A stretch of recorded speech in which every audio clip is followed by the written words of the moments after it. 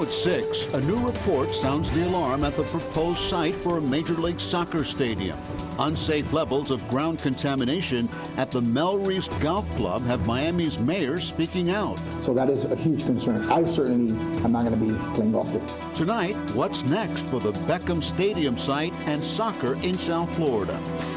And there are new developments in this story. Late this afternoon, the city of Miami closed Melreese until further notice. The recently completed soil testing at the golf course shows at least twice the allowable level of arsenic. Barium and lead levels also exceeded their legal limits. CBS 4's Carrie Codd is live at the Melreese Golf Club with the story and the latest updates. Hey, Carrie.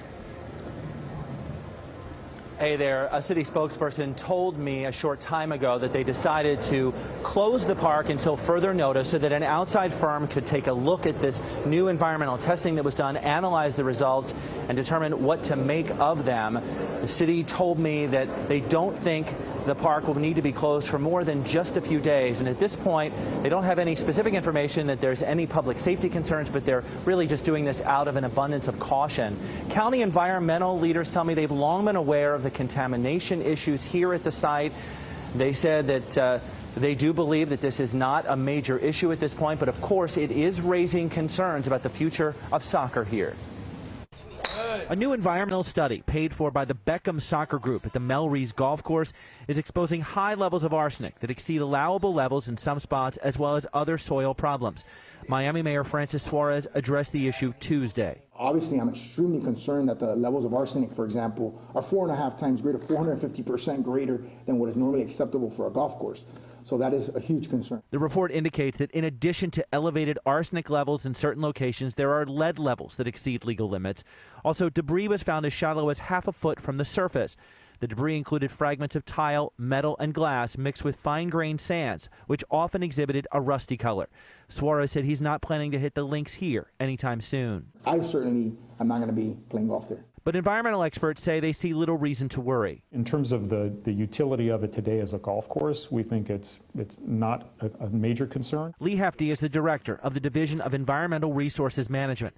He said the county is well aware that an incinerator was once housed here, and there is ash and chemicals as well as debris below the surface. The levels that we're seeing in this report are consistent with what we've seen in our own history of the site. Hefty said golf courses typically have higher levels of arsenic because of the chemicals used to treat them. He said environmental leaders did recommend to the city last month that they isolate a few areas with excessive lead levels and fix them. Hefty sees no reason why the soil would prevent the Beckham Group from turning the site into its vision of a soccer stadium. Redevelopment of a property is one of the best ways in order to render it safe, because you go in and you either remove the material or you cap it so you eliminate the exposure pathway.